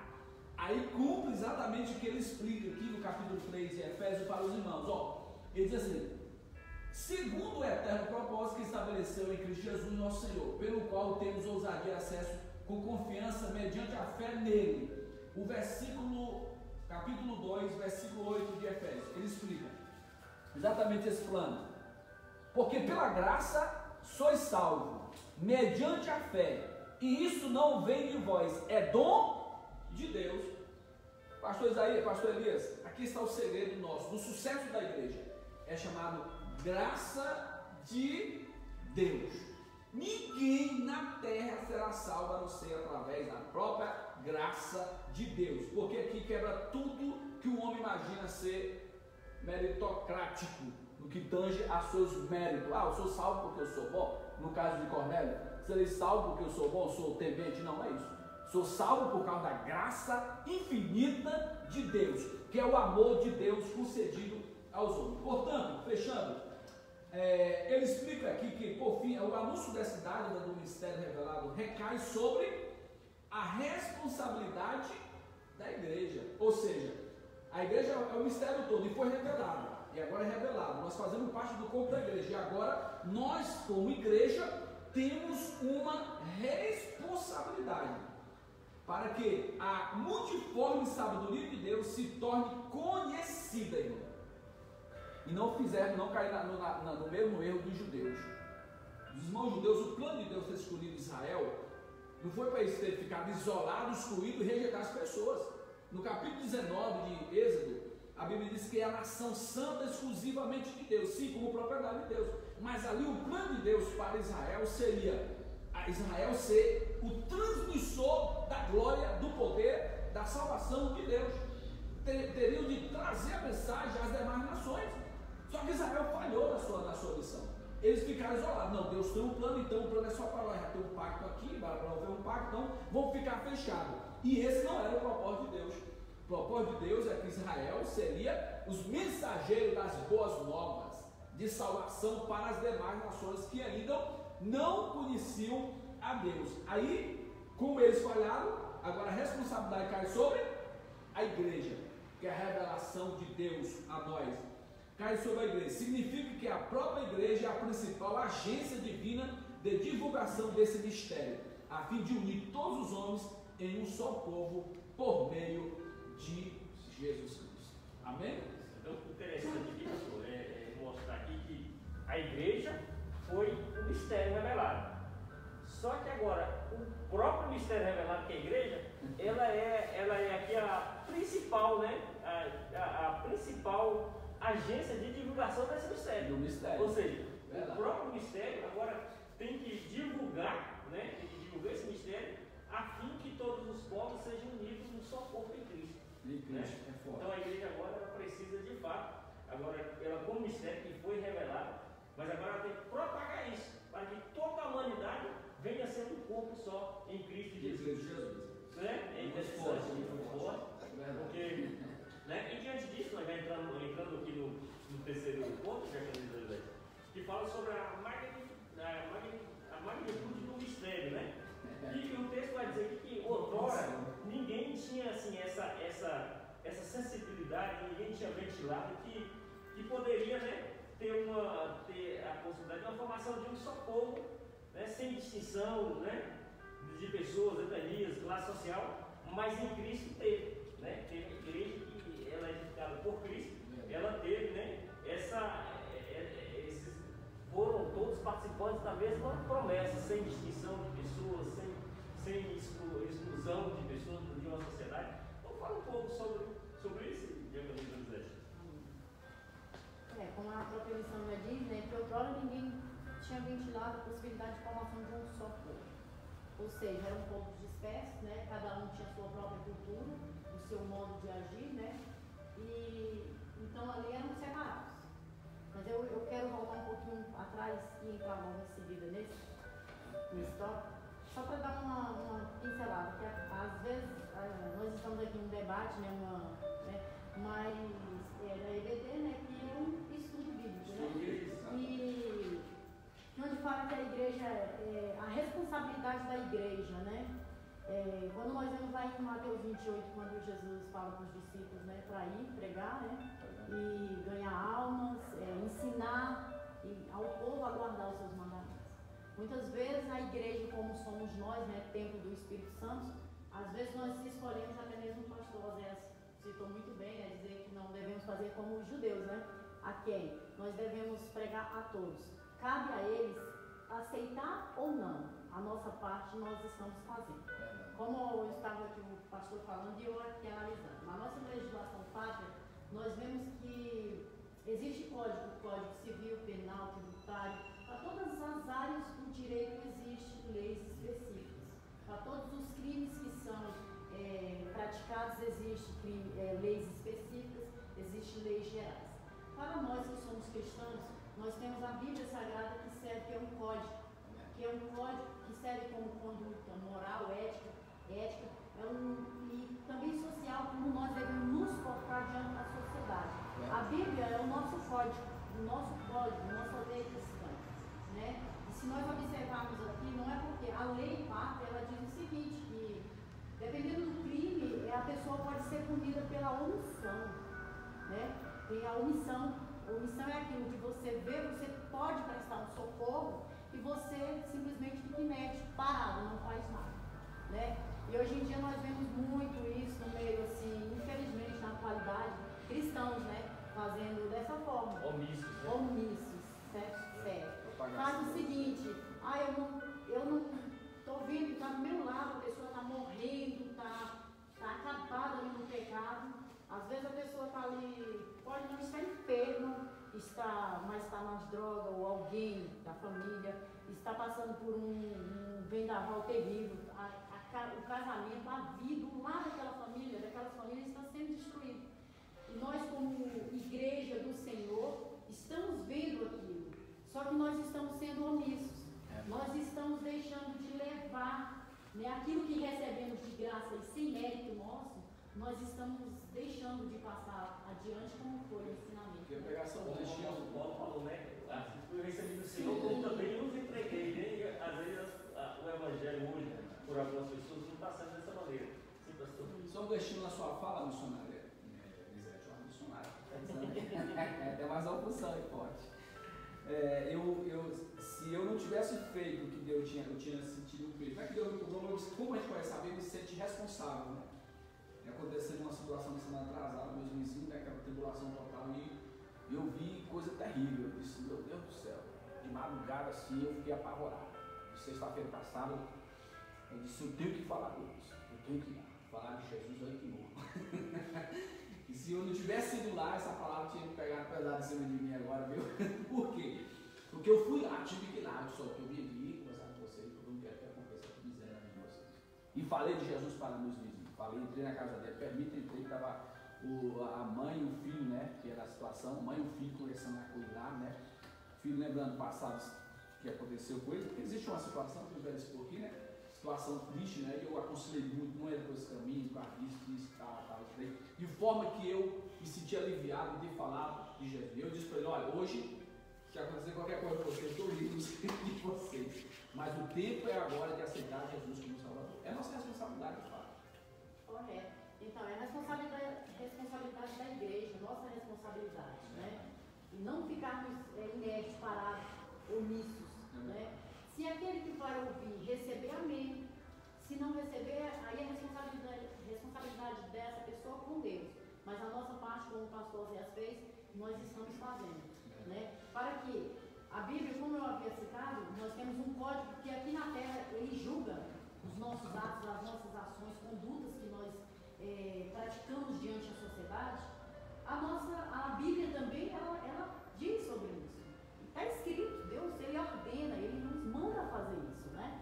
Que ir por todo mundo pregar o Evangelho, e aquele que crê, for batizado será salvo. Também manda aqui para ensinarmos aquilo que aprendemos, né? Como é o que o apóstolo tem falado. Então, dessa forma, nós devemos, né, que todos os irmãos também que estão ouvindo, que nós devemos, a partir de hoje, nos conscientizar da nossa responsabilidade aqui na Terra, enquanto estamos vivendo aqui na Terra, né? E sobre a magnitude do ministério, né, que outra hora ninguém havia pensado nessa possibilidade, nós podemos ver assim como lá no texto de Atos dos Apóstolos, quando o pastor até já mencionou também, e é uma referência aqui na Bíblia, quando Deus mostra aquela visão para Pedro, né, dos quadrúpedos animais ali que ele considerava impuro. Ali Pedro, ele olhava e ele recusava aquilo, porque ele achava que aquilo era impuro. Deus disse para ele, não tenhas como impuro aquilo que eu purifiquei. Né? E assim, Pedro, como um bom judeu daquela época, nós vemos assim que mesmo ele já na igreja primitiva, ele tomando de conta de rebanho, o que ele fazia uma separação. Ele estava fazendo essa separação. Que o evangelho era só para os gentios. Né? Era só para os gentios. E Jesus ele deu aquela visão para Pedro para que ele pudesse ver além daquilo que a mente dele, humana, enxergava. Que às vezes é o que acontece com muitos de nós. Enxergamos aquilo só que queremos ver, que achamos que é. Mas Deus não quer isso para nós, para nenhum. Né? Deus quer que nós olhem e enxerguem com a visão de Cristo. Né? Muitas vezes olhamos para uma pessoa, acredito, não é o caso da nossa igreja, né? Acredito, mas nós sabemos que tem pessoas assim, que acham por ser um drogado, uma pessoa, uma mulher de vida fácil, né? Um ladrão, não é merecedor da graça, acha que precisa ser preso e até morrer porque não tem mais salvação. Mas não é dessa forma que Jesus ele mostrou para Pedro que nós também viéssemos percorrer por esse caminho e pregar sempre esse mesmo entendimento. Né? Que independente de raça, etnia, todos são merecedores da graça de Cristo, assim como nós somos. Então, dessa forma, eu vejo assim, que desse modo, como ninguém havia cogitado a possibilidade de um dia ter essa união, hoje nós vemos assim que é difícil. Tem ainda pessoas que acham que a salvação é só para algumas igrejas. Hoje em dia também, nós vemos também que a Bíblia, a mensagem sempre fala de unidade. A unidade, quem não tem, a igreja não tem aqui na Terra é a igreja A, B, C, a igreja ADM, a igreja pentecostal tal, a igreja fulano de tal, a igreja isso, aquilo outro. É essa que vai para o céu. A igreja que vai para o céu somos nós, né? Que Jesus Cristo nos constituiu como igreja, né? Então nós temos que fazer a nossa parte e devemos fazer o seguinte como a Bíblia diz, viver em unidade, né? Porque embora tenha várias denominações, nós vemos hoje em dia assim, que tem pessoas que não permitem, não acham que nós devemos ter cuidado assim, com doutrinas, sim, devemos sim, para que não venha isso, não venha entrar em nosso coração, em nossa mente. Mas nós não devemos ser desunidos, nós devemos ter união com todos, seja aqui na terra. Como a Bíblia diz que Deus ele aborrece o pecado, né? Mas ele ama o pecador, né? Da mesma forma, nós podemos amar o pecador, mas aborrecer, odiar aquilo, não rejeitar aquilo que ele faz, né? Mas ter amor ao próximo é um dos maiores mandamentos da Bíblia, né? Como a Bíblia nos ensina. E assim, ratificando o que a senhora falou aqui no texto da lição, diz que esse mistério, ora revelado, deve ser propagado aos homens conforme Deus planejou desde o princípio. E qual foi o planejamento de Deus? A Bíblia diz que Deus não quer que nenhum homem se perca, mas que todos venham ao conhecimento da verdade. Então, este é o plano de Deus. Então, se Deus não quer que nenhum homem se perca e que todos venham ao conhecimento da verdade, qual será a nossa pregação?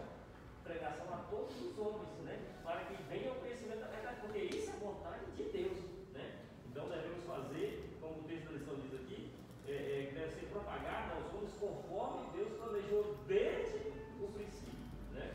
Então, e assim, vamos finalizar aqui o segundo tópico, né? Eu só vou mexer nesse texto. Sim, pastor. Rapidinho aqui. Interessante quando se fala dessa unidade, né? Outrora ninguém tinha ventilado a possibilidade da formação de um só povo, sem distinção de pessoas e classes, né?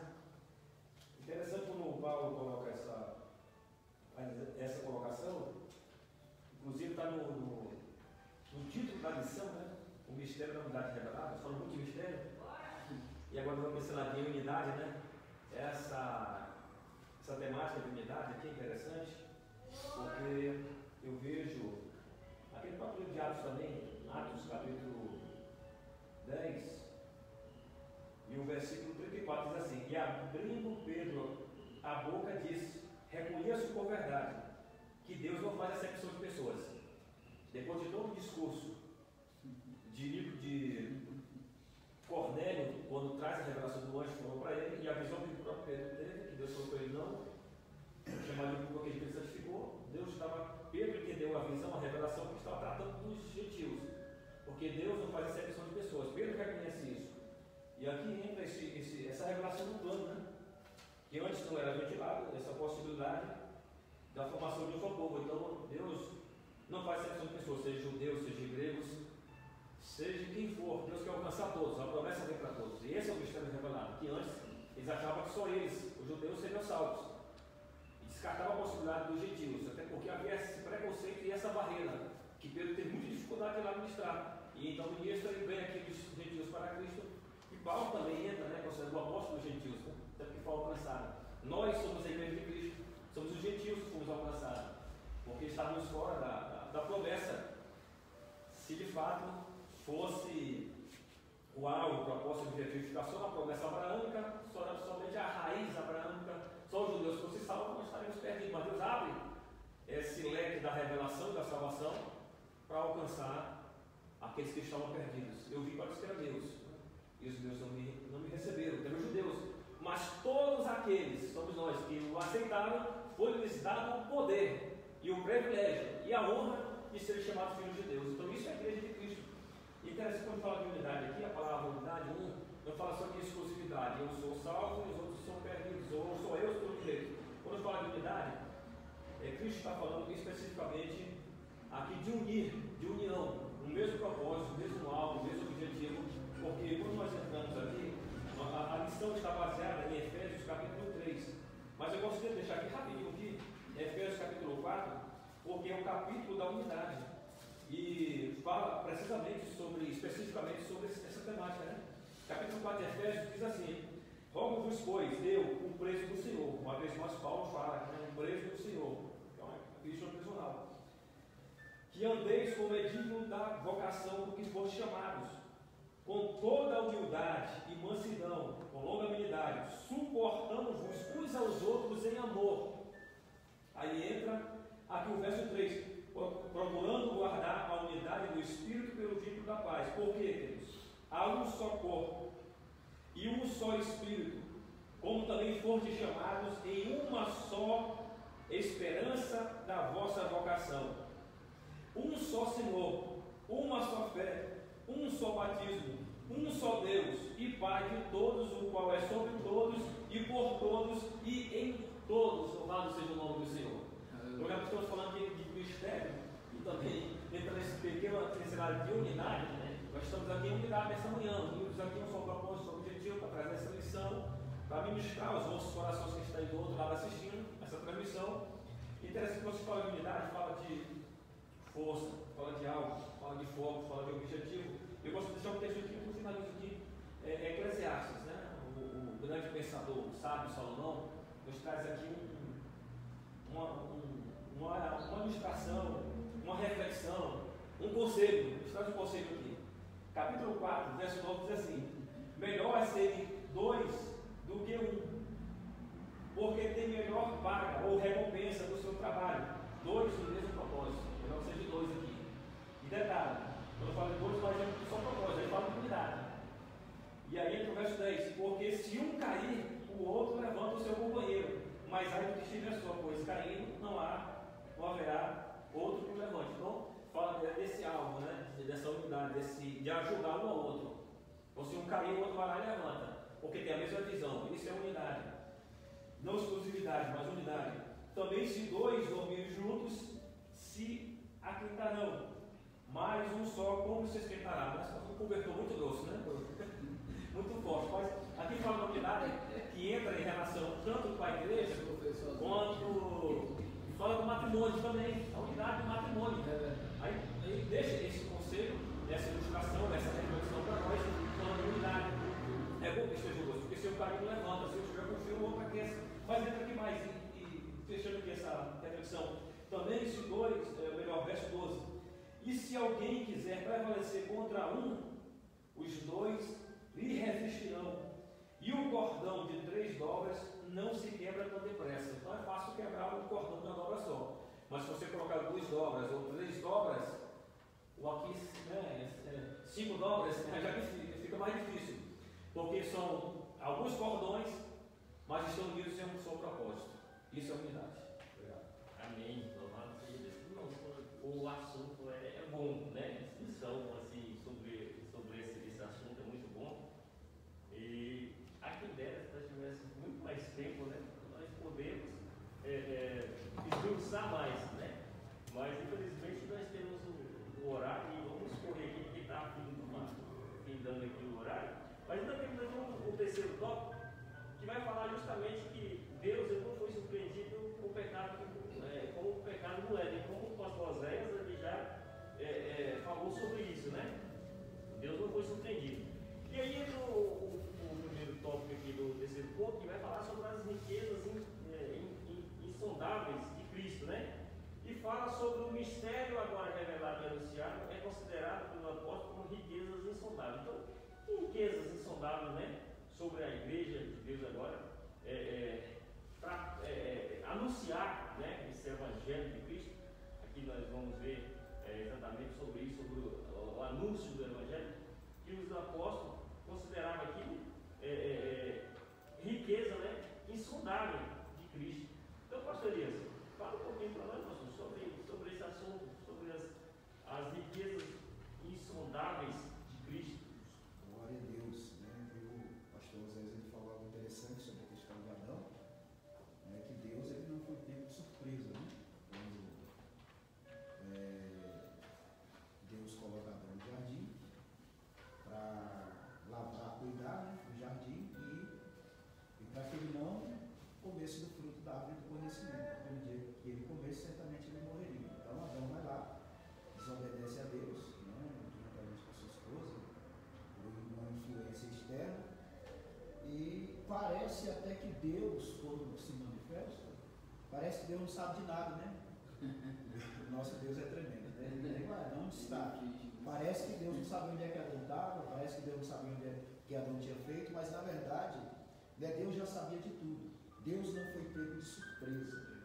Deus já tinha um plano, né? Como o tópico 3 está dizendo, um mistério pré-estabelecido. na verdade, não é um plano feito pelas coxas, como um incidente aconteceu, gente, vamos reunir, vamos ver o que a gente pode fazer agora, né? Deus não é assim, né? Mas eu acho interessante que, né, os apóstolos, a Bíblia fala de riquezas insondáveis, a mensagem que foi confiada a Paulo, as riquezas insondáveis de Cristo. O mistério agora revelado e anunciado e considerado pelo apóstolo como riquezas insondáveis. Está lá no versículo 8 do capítulo 3 de Efésios. A expressão se refere às maravilhas e à providência divina que estão além do entendimento humano.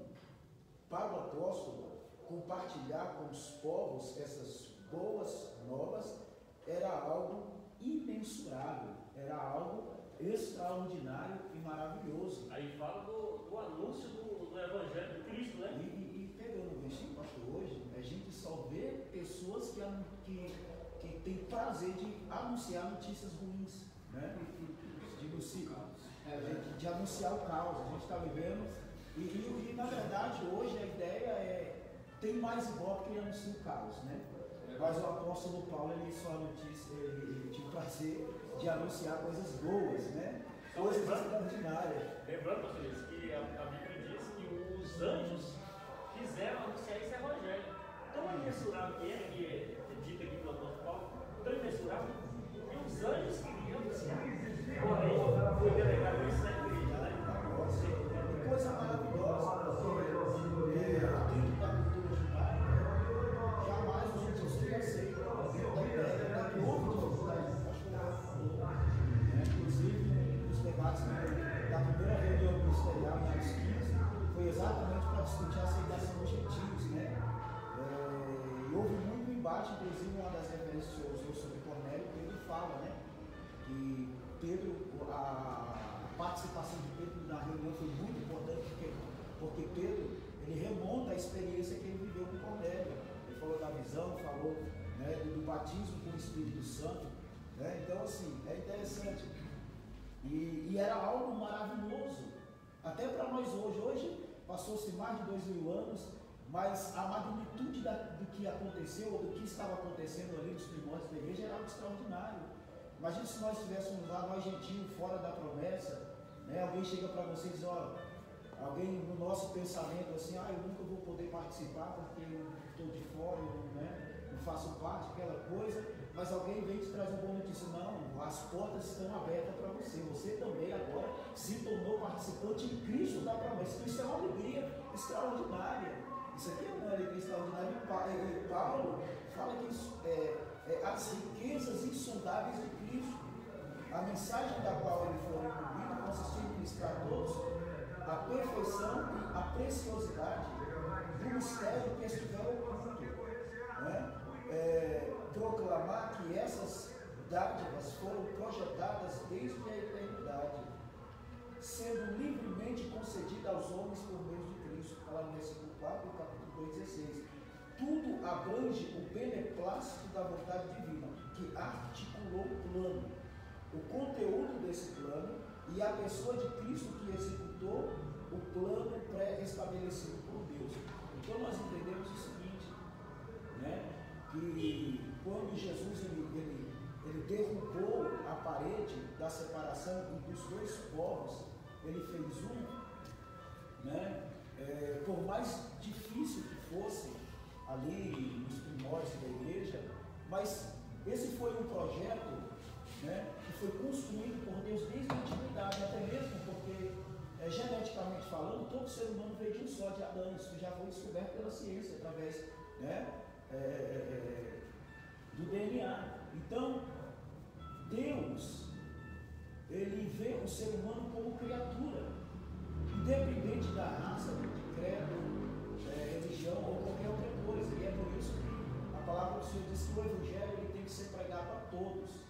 E para terminar minha fala, porque eu preciso ser muito breve, eu estava vendo os irmãos comentando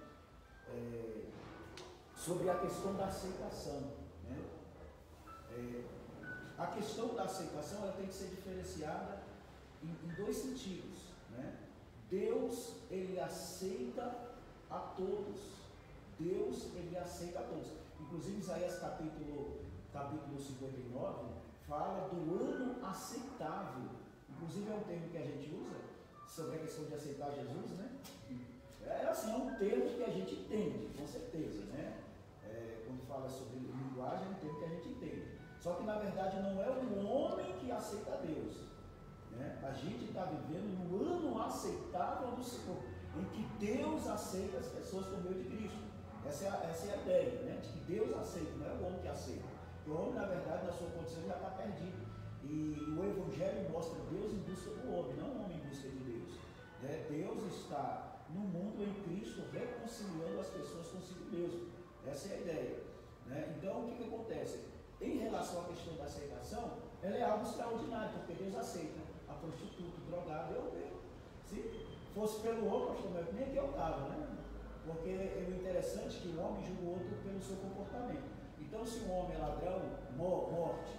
Se o outro ali, como a doutora Isete falou, mulher de vida fácil, morte, né? Exclusão, fora. Deus é diferente. Deus é diferente. Se o homem ele julga o outro pelo comportamento, Deus diz: tem jeito, tem solução, né? Ainda tem um jeito, enquanto tem vida, tem jeito, né? Nós, às vezes, seres humanos, temos essa tendência de excluir pelo comportamento, pela raça, pela cultura, mas Deus ele aceita. Mas agora, uma vez que Deus aceita, Deus sempre vai trabalhar na questão da moral, porque existe uma diferença entre cultura e moral, né? Para a gente também não ficar naquela ideia de que Deus aceita, mas Deus transforma. Aí a gente não vai, né? Porque às vezes Deus aceita, mas assim, Deus trabalha em todos, né? É por isso que tem aquela ideia. Deus deseja que todos os homens sejam salvos, independente. Isaías 55, vinde a mim vós todos que tendes sede. Deus não faz acepção de pessoa quanto à salvação, mas a salvação ela é algo extraordinário, é um processo que acontece dentro do ser humano, que Deus opera dentro do ser humano. Então, quanto à salvação, Deus não faz acepção de pessoas, e o desejo de Deus é que todos, isso está lá nós estamos numa campanha de oração, pastor, que nós estamos sempre mencionando nesse versículo, que nós temos que orar por todos os homens, porque o desejo de Deus é que todos sejam salvos e venham ao conhecimento da verdade. Observa que o plano de Deus é para todos. Aí a gente pergunta: pastor, mas então por que todos não vão ser salvos? Aí a culpa é de Deus? Não. O plano de Deus abrange todos. Abrange todos. Mas nem todos o aceitam. Não concordam. Nem todos concordam. Então, a gente, como a doutora Isete falou, a nossa responsabilidade não é salvar ninguém, mas é pregar. É pregar. É falar do amor de Deus, como o pastor José falou. Deus cria a oportunidade, pastor, você vai lá para ele. Aí eu posso ser isso. E eu acho lindo, pastor, para concluir, que como Deus, ele cria oportunidades. Acho que o maior evangelista é Deus, porque ele ainda continua criando oportunidade para dizer: meu filho, vai lá e fale. Porque às vezes a gente está ali, Deus criou a circunstância e nós não podemos ser omissos de ir lá e falar do amor de Deus, né? Como o pastor José falou. Então, que nós possamos a cada dia continuar transmitindo essas boas novas dentro desse plano de Deus que foi elaborado desde antes, que nós possamos, né, continuar falando dessas boas novas, desse mistério, dessas riquezas maravilhosas, né, que nós não temos, que está além da compreensão humana. A graça de Deus, ela está além da compreensão humana, está além daquilo que nós podemos. Por isso que ela é espiritual, porque só o Espírito, pastor Beto, para discernir. A Bíblia diz que o homem natural, ele não discerne das coisas. O homem natural, ele não consegue discernir as coisas espirituais, mas só quem é espiritual que tem um entendimento, que discerne, né, as coisas espirituais. Louvado seja Deus. Então, amados, o ponto 2, fala sobre o eterno propósito de Cristo, né? E aí, como o texto do comentarista diz assim, como nós vimos anteriormente, o mistério, desde os séculos, esteve oculto em Deus e o criou. O que significa que, desde o princípio dos tempos, o Criador manteve o mistério encoberto para ser revelado em tempo oportuno. E esse tempo oportuno chegou, foi revelado para nós, né? O sacrifício de Cristo na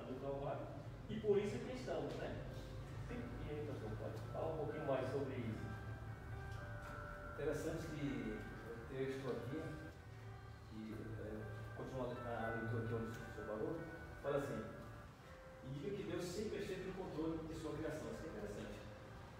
Para que agora se manifeste segundo o eterno propósito que fez em Cristo.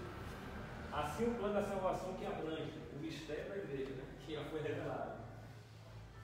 E a revelação desse mistério sempre estiveram de acordo com o desígnio divino para serem executados por intermédio de Cristo. Então, depois que deixar um texto aqui, estamos nessa escola bíblica aqui, em Apocalipse 13:8, que fala desse propósito, desse plano de Cristo, desse projeto, né, eterno, o plano da soteriologia, né, que fala da doutrina da salvação. Capítulo 13, no livro da Revelação,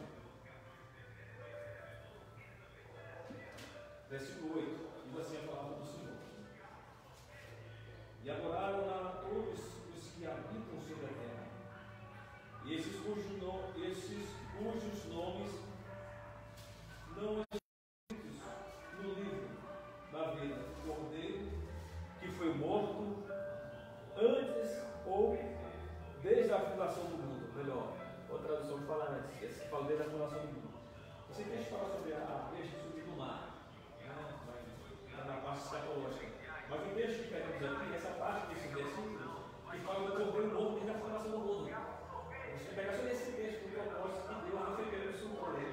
Deus está no controle da situação e o Cordeiro morto desde a fundação do mundo. Ou seja, quando o mundo foi fundado, Deus já tinha um propósito eterno. Deus não foi, como foi falado aqui, não foi pelo surpresa.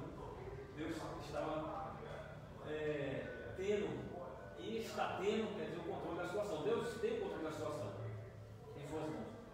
Como vimos anteriormente, o mistério desde os séculos esteve oculto em Deus, que tudo criou. O que significa que desde o princípio dos tempos, o Criador manteve o mistério coberto para ser revelado em tempo oportuno, que é no nosso tempo. A Igreja de Cristo foi alcançada desde a era primitiva, né, da era dos apóstolos. Cristo se revela e nos alcançou também, como mencionei, né, o primeiro Evangelho de João, capítulo 1, versículo 11: vim para os que eram meus, mas os meus não me receberam, os judeus. Mas todos aqueles que o aceitaram foram dados por ser chamados filhos de Deus. Porque esse propósito já estava desde a fundação do mundo. O Cordeiro que Deus tinha preparado. Quando Adão peca, né, foi mencionado, falha. Deus, como foi o primeiro profeta que eu falei, a profetizar, que da semente da mulher nasceria um que iria esmagar da serpente, profetizou. E também foi aquele que fez o primeiro sacrifício, né? Matou um animal para cobrir ali Adão e Eva. Nós sabemos qual foi esse animal. Alguns deduzem, os teólogos, né, que foi um cordeiro, né, que traz a representação de Cristo, que foi morto por nós para nos purificar dos nossos pecados. Então há um projeto de salvação desde da fundação do mundo. Cordeiro substituto, né? Substituto. Cordeiro que substituiu nós, que tinha a nossa culpa, que deveríamos, né, pagar com os nossos atos, mas veio o Cordeiro substituto morto desde a fundação do mundo, né? Então é muito, muito forte, né, esse texto. Maravilha. Então, aqui nessa manhã, entendendo mais um pouco da palavra de Deus. E o terceiro tópico diz que o plano divinamente pré-estabelecido, né? O plano divino não surgiu pelo advento do pecado de Adão. Deus não foi apanhado de surpresa, ao contrário, ele sempre esteve no controle e já tinha um plano de salvação pré-estabelecido desde a eternidade, né? Essa verdade nos ensina que por trás de todo evento da história existe um propósito eterno em andamento. Deus é soberano e controla todas as eras, tempos e circunstâncias nesse eterno propósito. No tempo previamente determinado, o mistério da igreja foi executado em Cristo, no qual temos ousadia e acesso com confiança pela nossa fé nele, né, pastor Zé? Conta um pouquinho aí sobre esse texto, pastor. Eu queria falar, baseado nesse texto, 2 pontos importantíssimos. O primeiro ponto é que Deus tinha um plano, né? Já foi citado, falado, que não foi pego de surpresa. Não foi pego de surpresa. E quando ele cita, o pastor Mel até falou, ele citou que da semente da mulher haveria um que pisaria a cabeça da serpente, a partir daquele momento, dessa citação, há um chamado o grande conflito. Começa um grande conflito. Por quê? Porque quando se fala da semente da mulher, sempre estava deduzindo a uma pessoa, a um homem que haveria de nascer, esse homem haveria de eliminar o mal, digamos, pisar na cabeça da serpente. E a serpente aqui é uma simbologia exatamente de Satanás, né? A serpente é simbologia de Satanás, que é o próprio diabo. Ele é a serpente, né? E aí o grande conflito começa a partir de então. Aí nasce os filhos de Abraão, de Adão, Abel e Caim, e ali começa uma briga, né? Caim mata Abel, né? E ali a esperança de Eva vai embora, né? Porque ela imaginou que um dos dois ali seria o resgatador da humanidade, que haveria de pisar a cabeça da serpente. E o plano ali, a esperança deles acaba por ali, começa ali, vem aí a pessoa ali de Sete, mas não aconteceu de Sete. Imaginaram que aconteceria através do próprio Enoque, ou através de Noé, mas não aconteceu. Veio Abraão, que era o menino de Abraão, mas Abraão frustrou o plano de Deus, porque quando Deus fez a promessa a Abraão, Deus fez a promessa a Abraão, não foi a terceiro no que tange a serva de Abraão, né? Que o filho delas era Ismael e não Isaac, mas a promessa de Deus era para Abraão, filho, descendente legítimo de Abraão, que foi exatamente Isaac. Isaac era descendente. Quando imagina que Isaac seria o menino, Isaac nasce. Só que não era Isaac também. Porque Isaac estava dando um plano sequencial de Deus para a humanidade. A ponto de, no capítulo 2 de Êxodo, a Bíblia diz que a história ali mostra uma mortandade de crianças. Porque Satanás sabia disso. Satanás sabia, ele vai nascer, alguém vai nascer. Pode ser um desses meninos aqui, qualquer momento ele tem. Eu penso que Satanás andava com medo. Eu penso que ele tinha mais medo do que qualquer outra pessoa na face da terra, porque ali era um pavor. Quando falou o menino vai nascer, ele já estava louco. E é tanto que o profeta Isaías, quando ele surge, o pastor já citou, ele surge no cenário e fala sobre o menino. Satanás, o menino não está morto, não. Eu pensei que nós tínhamos matado o menino não está morto, o menino nasceu ainda vai nascer. E quando no capítulo 2 de Mateus, né, o menino nasce, Satanás fica apavorado, diz que nós vamos matar ele de qualquer jeito. E ali usa Herodes para perseguir e mata milhares, dezenas e centenas de crianças, né, tentando encontrar o menino. E ele imaginou que o menino estava morto, só que o menino não estava morto. O menino fugiu. Quando o menino cresce, é batizado, passa o processo, 40 dias no monte, tem aquele embate com o próprio Satanás, vence aquela luta ali espiritual, e ele aparece no cenário. Herodes sabe, Herodes vai ao pavor, Satanás vai ao delírio, vai ao extremo. Ele diz: eu pensei que eu tinha matado o menino não está morto. E o menino nasce para fazer a diferença. E esse menino é Jesus Cristo de Nazaré.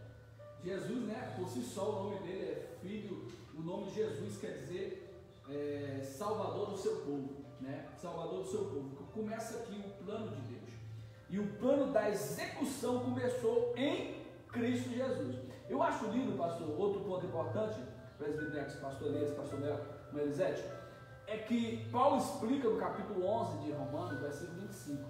Ele explica para os judeus: irmãos, eu não quero que vocês sejam ignorantes quanto ao mistério, né, da revelação de Deus, que haja endurecimento de coração a vocês embaixo, até o tempo dos gentios ser completado. E Paulo ele vai falando isso, explicando para os judeus que ali é uma permissão de Deus, desse mistério que foi revelado, que ainda estava sendo revelado, do plano maior de salvação, que tudo estava dando controle de Deus. Você não fica atribulado que no tempo de Deus, quando passar esse plano, esse tempo, que é o tempo dos gentios, todos serão salvos. Esse era o plano de Deus. Quer ver um exemplo? Vamos ler para ficar bem claro. Porque não quero, irmãos, que ignoreis este mistério, para que não sejais presumidos em vós mesmos, que veio o endurecimento em parte a Israel, até que haja entrado a plenitude dos gentios. Ou seja, o tempo dos gentios chegou. O termo gentil foi quando o evangelho a porta do evangelho foi aberta para ele através, começando em Pedro e depois os demais apóstolos. O apóstolo Paulo foi um deles.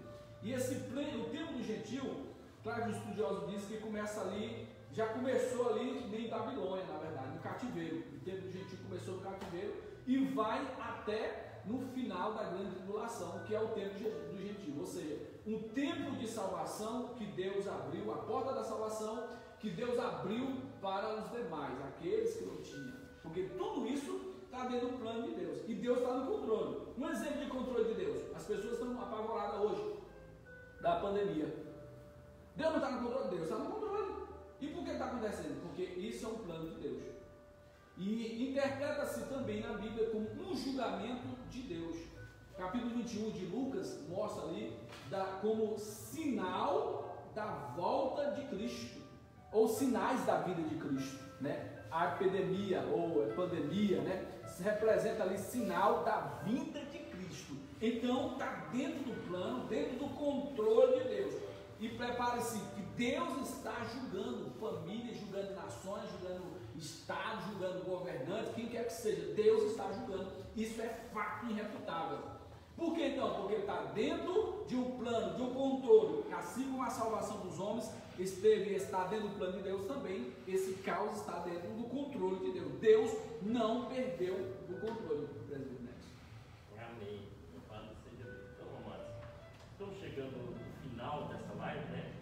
Estamos aqui entrando na conclusão, e baseado nessa conclusão, que diz assim: o mistério da igreja esteve oculto nas gerações passadas. No tempo estipulado, Deus revelou seu eterno propósito aos apóstolos e aos profetas. Judeus e gentios estávamos inseridos nesse mistério realizado por Deus. Tal mistério agora revelado deve ser anunciado pela própria igreja, conforme os desígnios divinamente pré-estabelecidos desde a eternidade. Então, o que eu quero dizer para você que está nos ouvindo nessa manhã, que está acompanhando essa live? Talvez você ainda não teve um encontro com Cristo. Então, o que eu quero dizer para você?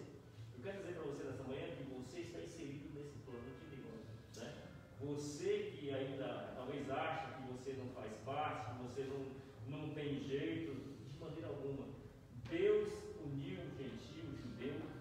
Deus, ele agora estabeleceu esse plano divino sem distinção de etnia, de cor, raça, de situação social, se você é rico, pobre, né? Não interessa. Deus tem um propósito na tua vida, porque você está inserido como participante da graça de Deus.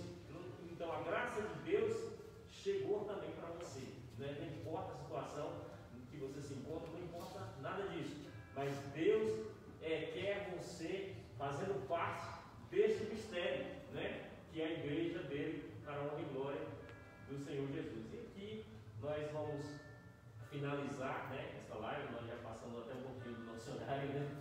O assunto foi muito bom. E aqui agradecendo aqui todos os participantes, pastor Elias, pastor José, diaconisa Elisete, pastor Melquisedeque, né? O Bruno, que está ali nos dando esse apoio aí, né? Que Deus possa abençoar maravilhosamente, né? E tudo isso aqui nós estamos cumprindo também aqui que a lição dessa manhã falou. Estamos anunciando, revelando, né?